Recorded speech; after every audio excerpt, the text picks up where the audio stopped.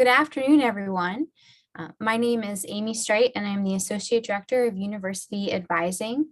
And I'm here with my colleague, and we are going to talk to you today about what it means to be an exploratory student and how you were going to get welcome to JMU.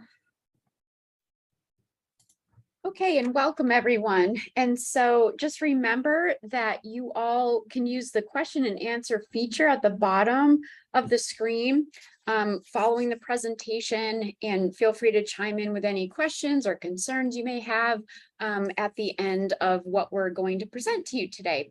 So my name is Dr. Burnett, and I'm one of two associate deans in university studies.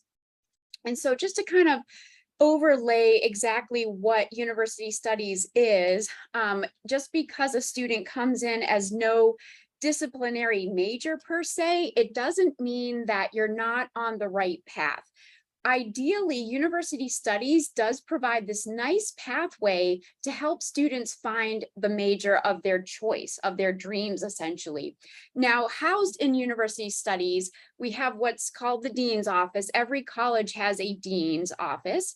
And basically, an overview in very short kind of sentiment is the fact that we house the dean's list. We also help students with transferring credits and approving transferring credits. And then we also help students who might be on academic probation suspension, kind of get them back on the right path. Also, in addition to that, though, we provide dedicated advisors for all of you who are coming in as university studies majors.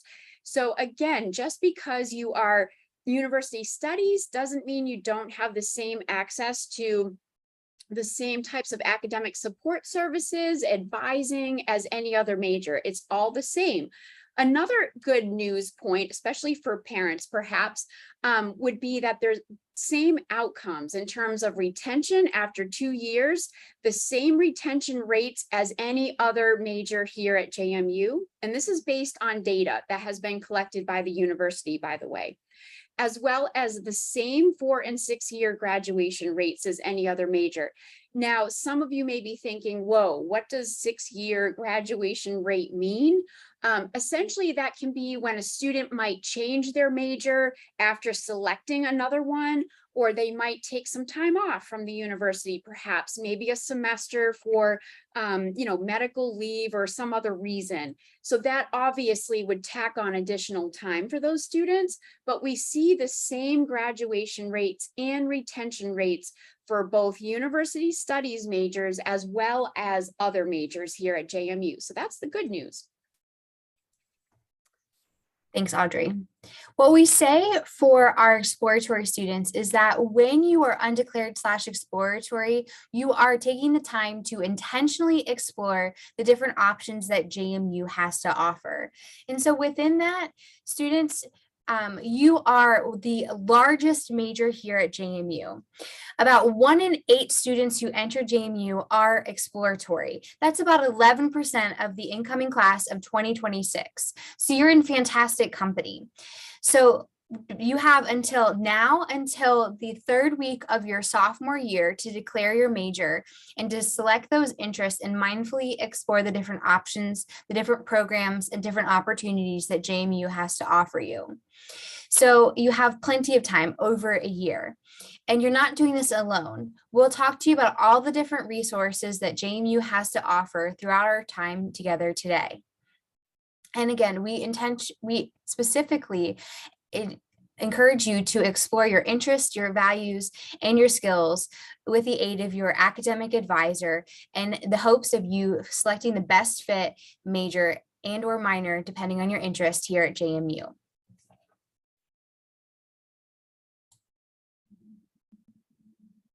Oh, great, my video works. Okay, so just to cover some important outcomes of higher education. So learning, obviously in the higher ed capacity, really focuses on critical thinking skills. We want our students, our graduates, to be independent thinkers, to think critically about issues, to have a more open mind to various points of view, for instance. So that's an important piece of higher education, going to college as you are about to this fall.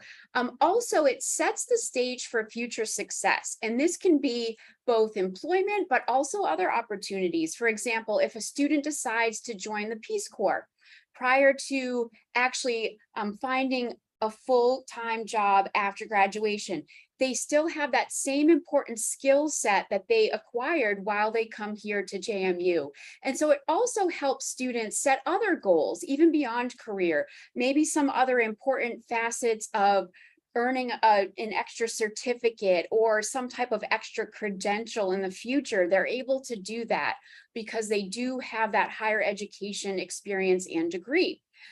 Aside from that, too, there's been several bona fide studies done over the years to indicate that someone who holds a bachelor's degree at least tends to have higher life and career satisfaction. Now, you have to understand it's more than just maybe saying, well, sure, that person earns more money, therefore they have higher life satisfaction. That's not always true of higher ed, unfortunately. But nevertheless, you have to consider that when someone has the goal to achieve a higher ed degree, a bachelor's degree, for instance, and they do that, of course, they're going to feel fulfilled and satisfied because they've achieved one of their life goals. So all of those kind of comprise very important outcomes in general of higher education, whether it's here at JMU or elsewhere. But we are here to provide this for all of our students, regardless of their major. Another important component of JMU is, of course, our values. And so we have a very strong commitment to a liberal arts education, which is why we require students to take 13 courses in general education. And why that is because we want our graduates to be well-rounded. We don't want a student to graduate from JMU from just their major and they only can see the world from their major's perspective or that lens of their major. We want students to be able to understand, okay, why is the history of this issue important? It's more than just saying, well, I majored in psychology, so therefore that's the only lens I have to see the world. We want to make sure our students are able to see other facets of the world as well. And we also have a very strong commitment to engagement. And so what students learn in the classroom, so those skill sets, for example, they're able to apply them to the real world. And that could be initially in the form of an internship, maybe shadowing someone in a career that they're interested in, for instance, but also applying those same skill sets during their future career as well. So we want to make sure that we're fostering all of these very important components and skills, but also living up to what JMU values most. Now, this is an important slide, of course. So again, a student must acquire at least 120 credits in order to graduate from JMU. Now, you have to understand the various slices of this pie will look different depending on what a student might major in. So while there's 41 total credits for general education, regardless of a student's major, the major credits that you see here in the bottom left-hand corner of the screen, those will look different depending on the major. So for instance, 84 credits, that's attributed to engineering majors. Now, if a student decides to maybe pick up a minor or a pre-professional minor, for instance, maybe pre-physical therapy. So if they do that, of course, they're going to have additional credits that are required as part of this pie. Now, also keep in mind that minoring in anything is not required, but sometimes it might be a nice supplement. If a student maybe is interested in majoring in history, perhaps they want to also minor in political science just to have that additional policy background, for instance, but it's not required. What is required, though, again, 120 credits at least in order to graduate from JMU. Now, again, the general education program, why we have it, why it's important. So about a third, so 13 courses comprise the general education component of your education. And again, it's really taking it a step further. So rather than just kind of focusing on the surface level, perhaps of just someone's major courses, let's take it a step further and add some breadth breadth and depth to your education. And again, it allows you to maybe consider a course that you're interested in, whether it's maybe intro to social justice or justice studies rather, or maybe social work interests you. You want to take a course in that perhaps, or maybe science, you love science and there happens to be a science course on the Gen Ed planner that really fascinates you. You're able to somewhat kind of pair your interests, your strengths in terms of what you want to take for your general education courses. And we try our best as advisors, of course, to make sure that a student's interests align with the general education courses that they do take.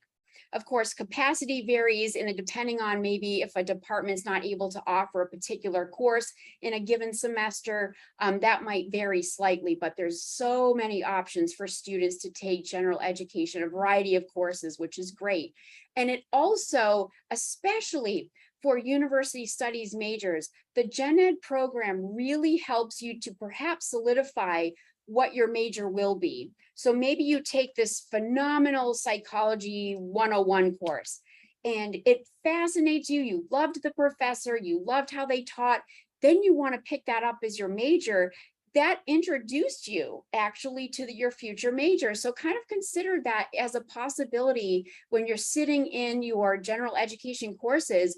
Think about, wow, this could actually be the lead in to my major, this one course. So really kind of take it seriously. Don't just think, oh, I have to check off the block for 3 credits in Gen Ed. That could actually be your future major, no less. Now, here's the other challenging part is we have over 70 majors.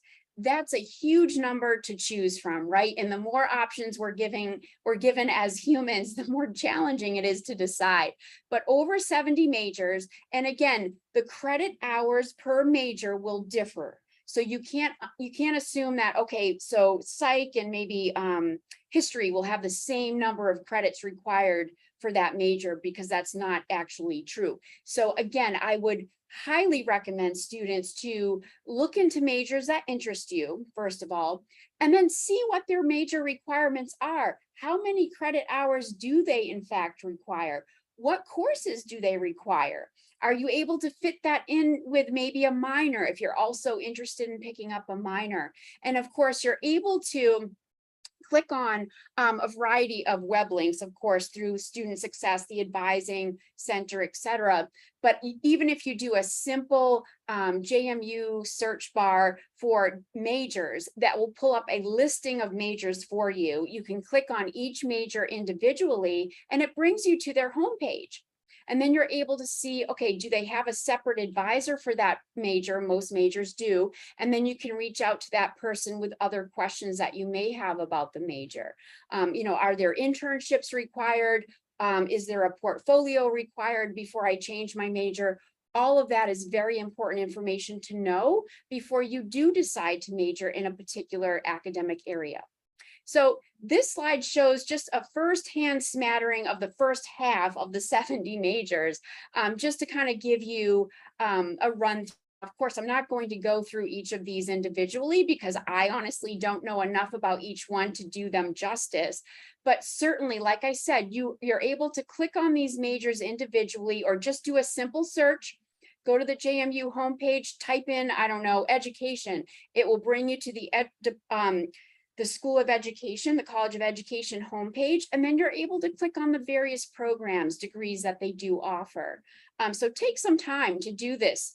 Even this summer, you could do this, or this fall, certainly that's a good time. Just be thinking about what interests me. What am I passionate about? What are my strengths in? Maybe I have strengths in physics, or I have strengths in music or art, or whatever the case may be. Just be thinking about that as you enter into your first semester here at JMU this fall.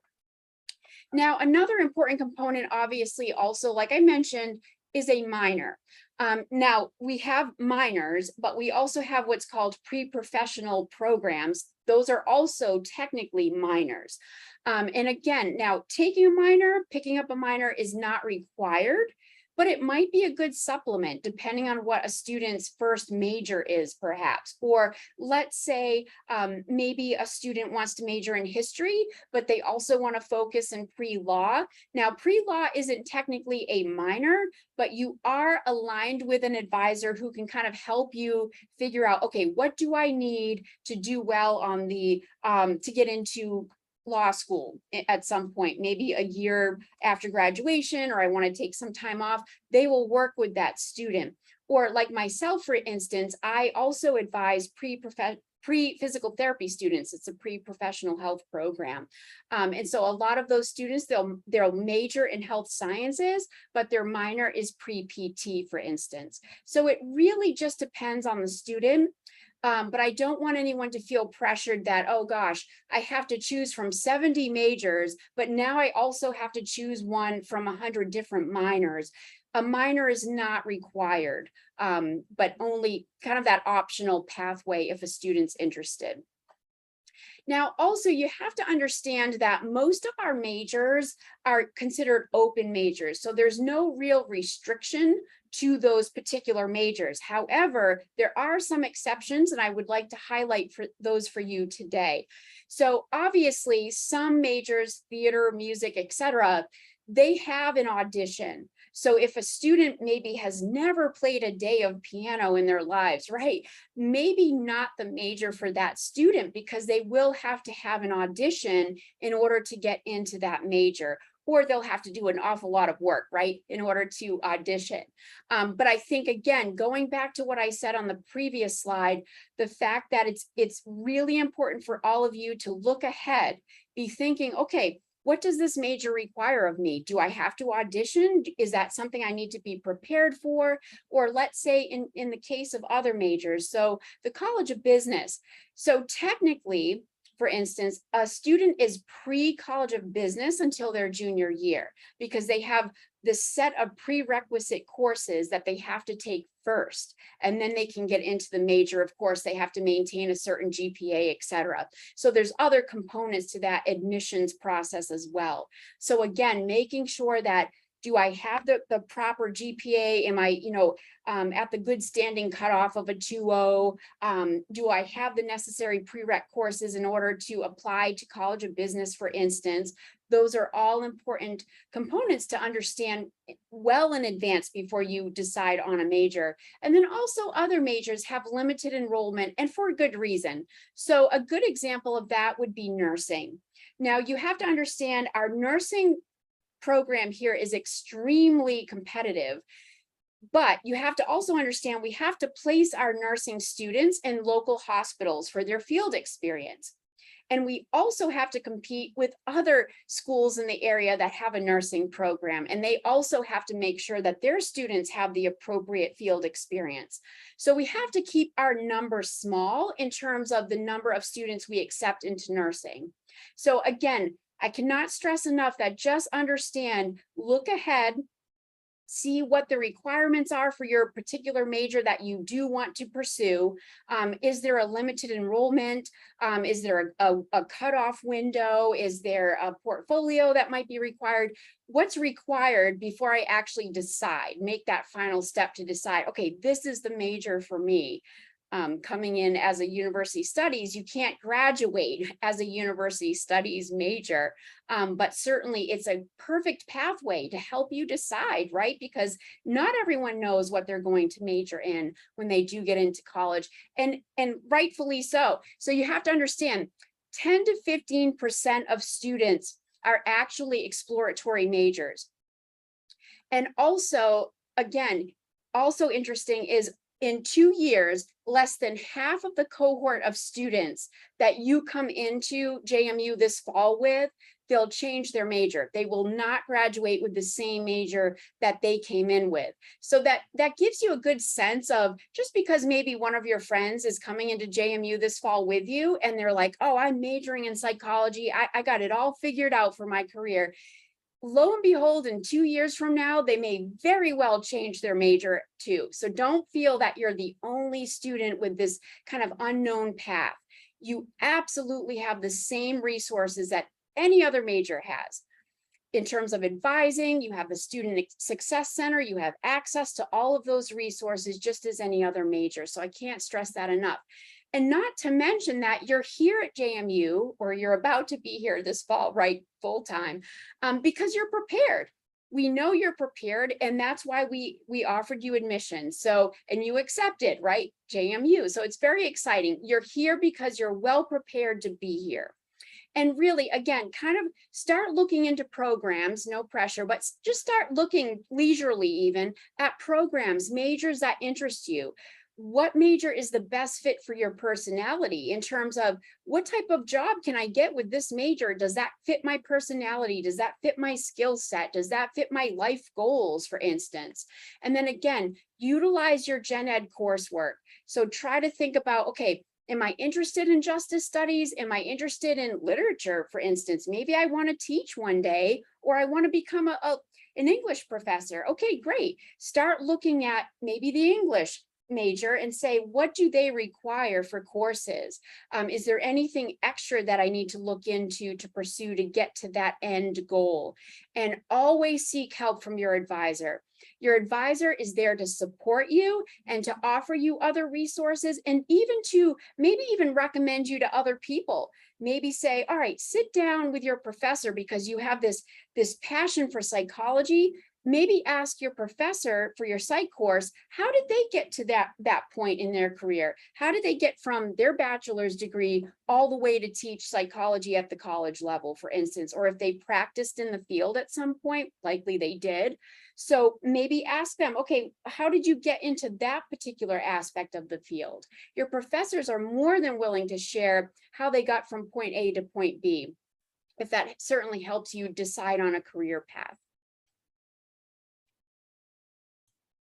All right, so now we're going to switch gears and talk a little bit about academic advising and resources for you, our exploratory students. So students, if you have not yet had a chance to talk with your academic advisor, here we want to introduce you to our team of exploratory advisors. So Audrey, could you click the next slide for me, please? These are our fantastic team of exploratory advisors. So students, you may be assigned to either Trent, Aaron, or Chris. And so take a look and think about who you've gotten a welcome email from. The email would have gone to your JMU Dukes email, and hopefully you've been in close communication with your academic advisor. The great news is that they have taken a look at the different majors that you indicated that you were interested in when you selected an undeclared / exploratory major in the one book steps. So students, if you don't really remember that step, or you're not really quite sure what majors you listed there, that's okay. Your advisor got a list of those majors that you listed of interest. And when they reviewed your fall 2022 schedule, they looked at those different majors when they looked at the classes you were enrolled in. And then they've made recommendations on your schedule based on that.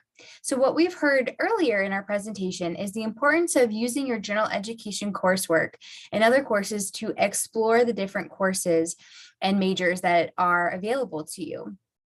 And so, for instance, if you said that you're interested in business majors or maybe political science, then if you enrolled in a geology class, or a geography class, then your advisor may make a note on your record and talk to you in a little bit later this afternoon and say, hey, you said you were interested in these areas. Geography may not be the best option for you because both of the majors that you indicated have classes in this cluster. Consider registering for one or both of these to explore those different majors areas. Another great example is, for instance, maybe you said you were interested in health sciences, or maybe another science-based major, but maybe instead you registered for a geology class. That's another great example of they may suggest that you switch out that geology class with a biology or a chemistry class to help you explore those interests. So your advisors are a fantastic resource for you. And don't worry if your interests have changed, just let them know when they go through your schedule with you a little bit later this afternoon. Audrey, next slide, please. So our academic advising for our exploratory students is really important so that you know that our advisors are committed to assisting their students 100%. So they are full-time professional academic advisors who are dedicated to helping any exploratory student at the university. The primary caseload of our students are you, our incoming first-year students. Each of our advisors does have some second-year students who are coming into JMU and still deciding on their major, but primarily our advising caseloads are our first year students. We also help any student at the university who is redeciding on their major, thinking about adding a second major or minor, or just who has general questions about what it would take to pursue a particular program of study. Their emphasis is really on helping you as a student make an effective decision. What they won't do is make the decision for you. So one of the most common questions that we get as an exploratory advisor is, what do you think I should major in? And that's not really something that we'll answer when we talk to students, because then you'll major in what we think you should major in and not what you are actually excited about pursuing. But what we will do is help you make that good decision. We'll talk to you about your interests, about what exploration you've done so far, and really talk about what you've learned about yourself through this exploration and what additional resources would be helpful for you as you go through and make your final decision. And we do have a lot of different resources that exist here at JMU. And you've heard us talk a lot about this so far. And I just want to emphasize the first one is really talk to your academic advisor. It's really important that you spend time making that intentional relationship with your academic advisor. And that begins today. If you haven't already talked to them, I encourage you to send them an email. You can always schedule an appointment with them. The link to make an appointment with them is always in the bottom of their email signature. And you can do that at any point in time. They have Zoom appointments and phone appointments as well as in person. So if you want to talk to them before school starts, now's a great time to schedule that appointment. And Audrey, you can go ahead and go to the next slide. So make sure that you build that relationship. It is up to you as a student to schedule that appointment with your academic advisor. Advisors will not schedule appointments for their students, but we do make sure that we provide you timely reminders and up-to-date information to make sure that you have everything that you need to be successful. Your advisor will also help you understand the upcoming deadlines and information you need to get into any of those restricted programs that were talked about earlier, and to make sure that you're understanding what you're learning and through the course of your exploration, whether they be through any of those discussions you're having with different people and faculty and staff members. Maybe you've talked to some orientation leaders or some different students that you've met once you've moved in, and you're just learning some different things about different programs. And you want to learn a little bit more about how what you've learned apply to you and how that could really influence your decision overall about a particular major and or minor. Also, it's important if you think about what goals you have during your time here at JMU. Maybe you want to study abroad, join a club or organization, or just overall get involved in a variety of different things. Your advisor can help you get connected to those different resources across campus and help make sure that you are pursuing the goals that you want to during your time here at JMU. Next slide, Audrey. So ultimately, what we want our exploratory students to do is make exploring a priority over the next year. And the great news is that we have a ton of different resources to help you as our exploratory students make this a reality. So we have a brand new advising hub that is going to be opening in just a few weeks here at JMU. If you visited campus prior, you may have visited our Student Success Center. This is one of the wonderful buildings on campus that houses a lot of things that our students need to be successful. On the fourth floor, there is our brand new advising center, and that is where your exploratory advisor will be located. That is also going to be the home of our Madison advising peers, which are effectively our peer advisors on campus. These are two fantastic advising resources for you as you transition to college.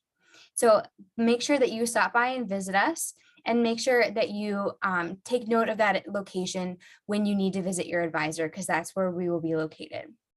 Some of you may also be registered for our 1-credit UNST 102 course. This course is a half semester graded course and is co-taught with the University Career Center. It's really an intentional time for our students to take a look at what they're interested in, explore the variety of different majors across campus, and think about how they could apply some of those majors into various career paths.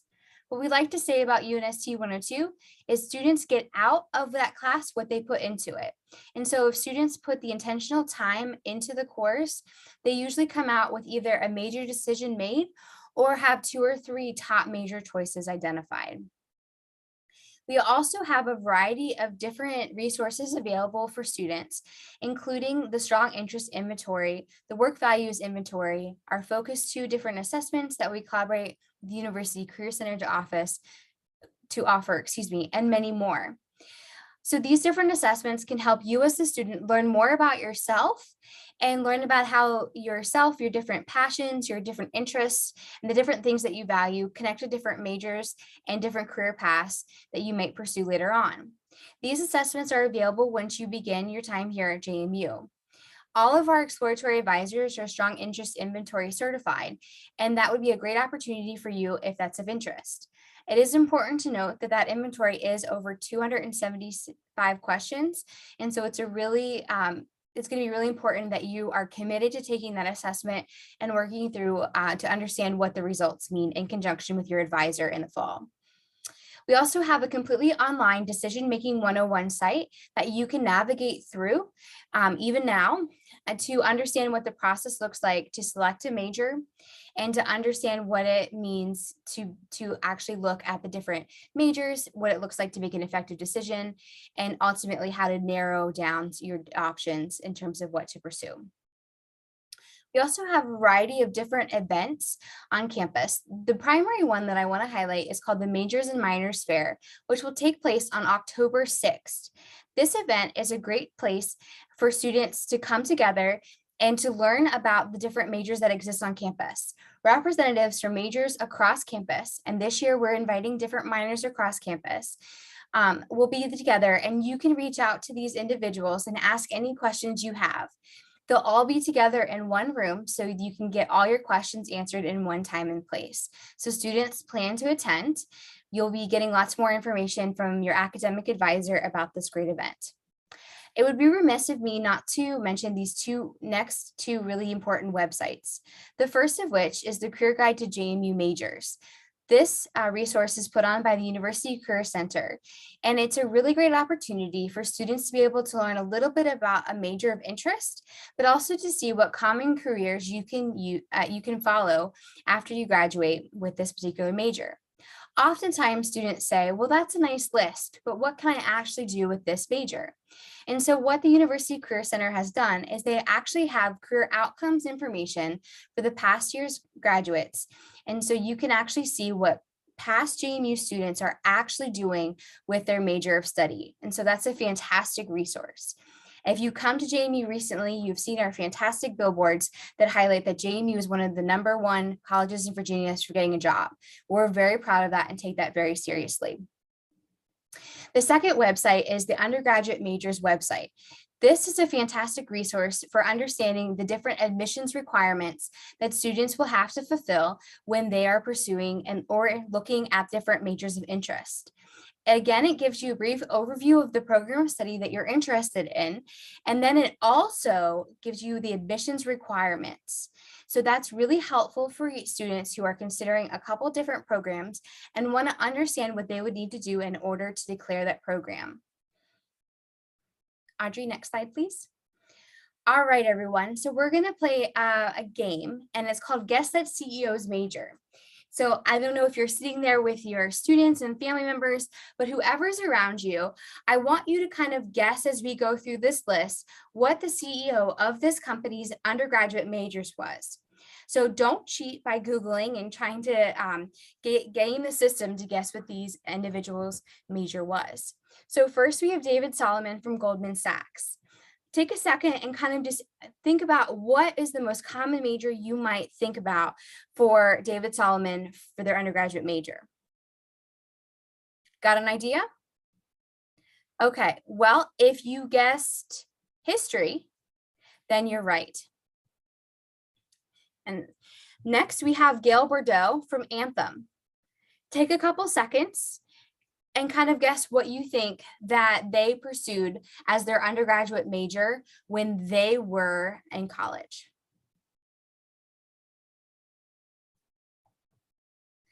Okay, have an answer? All right. So if you have guessed psychology, then you guessed correctly. Next, we have Brian Cornell from Target. What do you all think was their undergraduate major?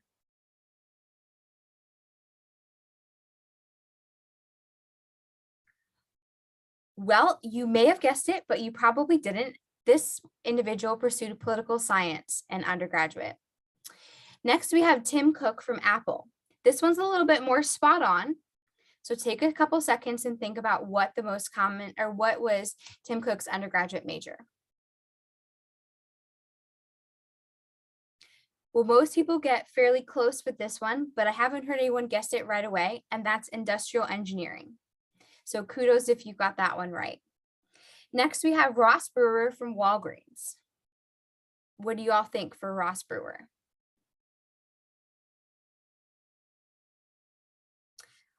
Well, if you guessed chemistry, then you guessed correctly. That one's a really cool connection because of Walgreens Pharmacy as well. We have Marvin Ellison from Lowe's. What do you all think for Marvin Ellison? Well, if you guessed marketing, then you were correct. Howard Schultz from Starbucks.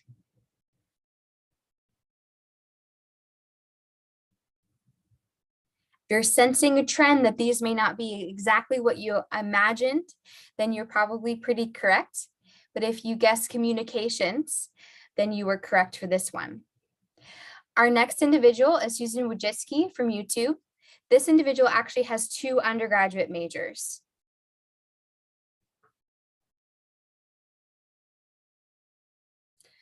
All right, they had literature and history for their undergraduate majors. Last but not least, we have Raymond LaGuardia from Pepsi. And then they actually pursued a business major. So theirs was a little bit more traditional than maybe some of our others. Look at this fantastic wide array of different majors that our CEOs have had. That's a fantastic range. So students, as you're considering the different majors you may be interested in, the different pathways that you may be interested in following, I really hope that this illustrates to you that there's no wrong choice, that there's a lot of different things that you can be passionate in, and then you can combine with different experiences later on, maybe different internships, maybe graduate work. But the really great thing is that all of these individuals were able to pursue a degree that they were passionate about and then pair it with other experiences to get ultimately where they were needed to go. So that's really exciting. These are our career readiness competencies as identified by the National Association of Colleges and Employers. As you can see on the screen, students, a lot of these connect immediately to different general education requirements that you're already registered for the fall 2022 semester. Some of you are probably enrolled in a critical thinking class. That's going to be a philosophy 150, a philosophy 120, a business 160, history 150, and similar types of courses. These courses really emphasize the importance of critical thinking and help you think outside of the box. So it's great that you're already making progress on that. Others of you are enrolled in a human communication class. That's going to be like your group communication SCOM 123 class. And you can see that right next to critical thinking at the top of the picture on the screen. You also will be developing in that class experiences toward teamwork and most likely leadership as well. So if you look at the different competencies, these again are different skill sets that you're going to develop through your general education and through other different coursework throughout your time here at JMU. So make sure that you're prioritizing these courses and really thinking through how you're developing these skills over your time here at JMU. You'll also be developing these skill sets in different clubs and organizations and just other experiences inside and outside the classroom here at JMU as well. Well, so that was our presentation today, and we made sure to leave plenty of time for questions that you may have. If you didn't hear at the beginning, we encourage you to put any questions that you may have using the Q&A feature at the bottom of the screen. I do see that we already have one question, so I'll go ahead and address that one first. UNST 102 was full. Is it offered for the second half of the fall semester? Is it offered in the spring? So both half semester classes for the fall of UNST 102 are actually available for students to be able to see right now. It was initially full during registration when it opened in early June, and then it opened again. It was open, there were at least 2 sections open earlier this week. So if you haven't checked it recently, I highly encourage you to make sure that you go into the system and check it then as well. If you are not able to find a section that works with your schedule or that you can take, or maybe it is full, there is a wait list that you can get on. There's usually a fair amount of movement from students who have had to add and drop their classes beginning on August 1st when open enrollment begins. But then again, there will be sections that are opening in the spring semester as well. So if you're not able to enroll for it for the small semester or the spring semester, excuse me, the fall semester, apologize, don't worry, you can always enroll for it in the spring. Any other questions that individuals have? And again, please insert those questions into the Q&A.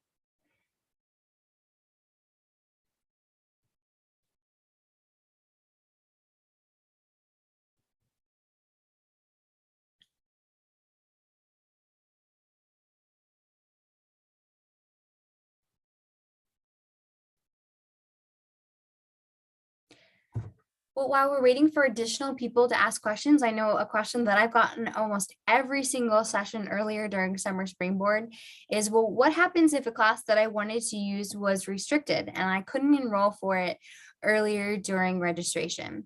Well, students, I mentioned earlier today that you'll be talking with your academic advisor later this afternoon. There'll be a group session with your advisor, and then there'll be the opportunity for you to work one-on-one with your advisor after that. You might have to be a little bit more patient with the Zoom setting. We do have smaller groups today, but it is going to be a moment where you're going to have to just hang around in the Zoom space until they're ready to meet with you. So we do encourage you to be patient during that time, but they have reviewed their schedules and they do have recommendations for you. If there is a class that they do suggest that you take based on your interest that you're not able to add on your own, and a great example of this might be Econ 200 for those of you who have a very strong interest in business, then they are going to suggest that you either enroll for that class by visiting us in the enrollment lab that's virtual today, and they'll give you a link to how to join that. Or they may suggest and have a discussion with you about options for them to put in a request for you to take that class. So if you had wanted to take that class and tried but couldn't get into that class, don't worry, talk to your advisor about how strong your interest is in some of those majors that have those restricted classes, and then they can help you find the best solution for you to be able to enroll in some of those classes as well.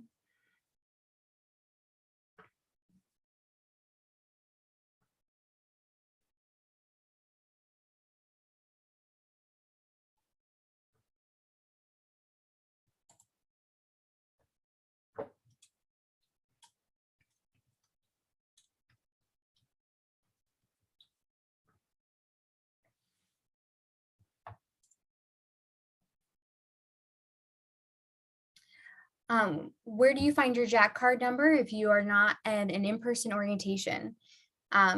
So students, you can find this in your My Madison Student Center. So it should be in your My Madison home screen once you log into your Student Center at the very top.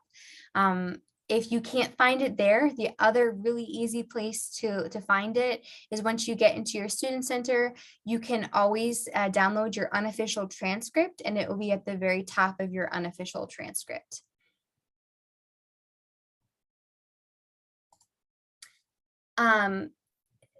The next question is, when will students meet with their advisors today? Students will meet with their advisors at 3:20, and they'll have a link to join their advisors on their orientation webpage. It is a student-only session, so parents, I believe you should have something else at that time otherwise.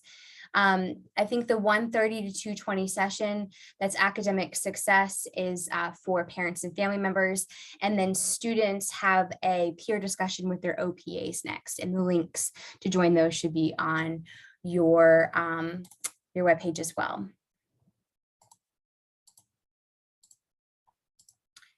How do you get a printed version of your Jack card?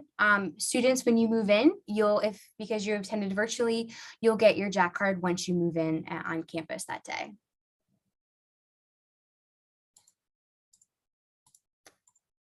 These are great questions. Anybody else have any other questions that we can answer? Is the Jack card number the same as your student ID? Yes, your student ID is on your Jack card and it's a 9-digit number. And so that should be the same. The other thing that people sometimes ask you for is your EID, and that's the very first part of your JMU email address.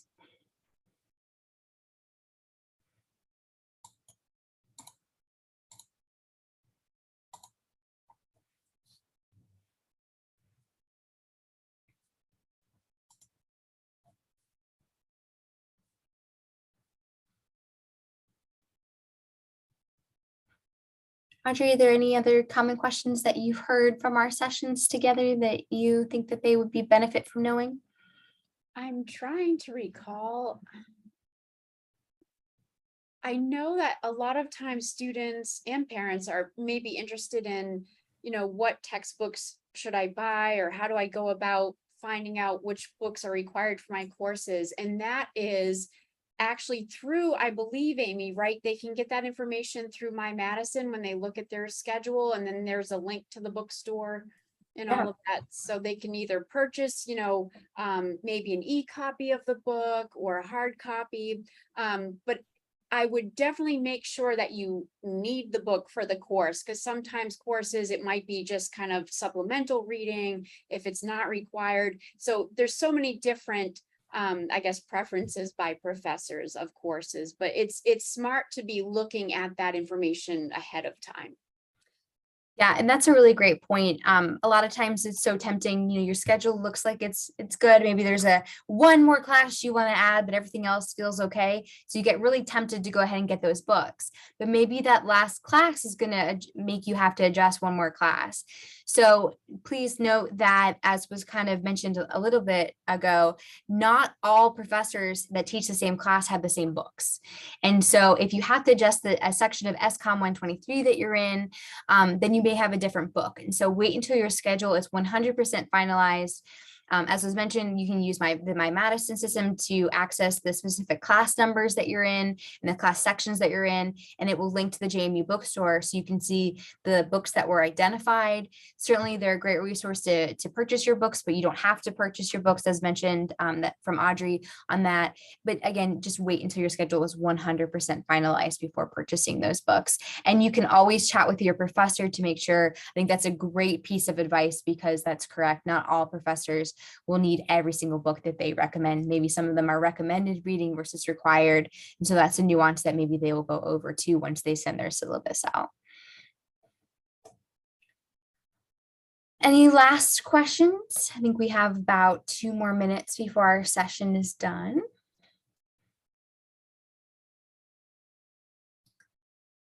Well, no additional questions. So students, family members, it was a pleasure talking with you today. Our email address, thefirstyearadvising@jmu.edu. I answer that primarily. And so if you've emailed us before, it's been wonderful talking with you via Zoom today. I'm happy to answer any follow-up questions that you have. Students, again, talk to your academic advisors with any questions. So parents and family members, I believe that you are going to the academic success session next, and students, you are headed to your peer discussion with your OPAs. So we hope that you all have a fantastic rest of your day with us here for virtual orientation, and go Dukes. Thank you, everyone.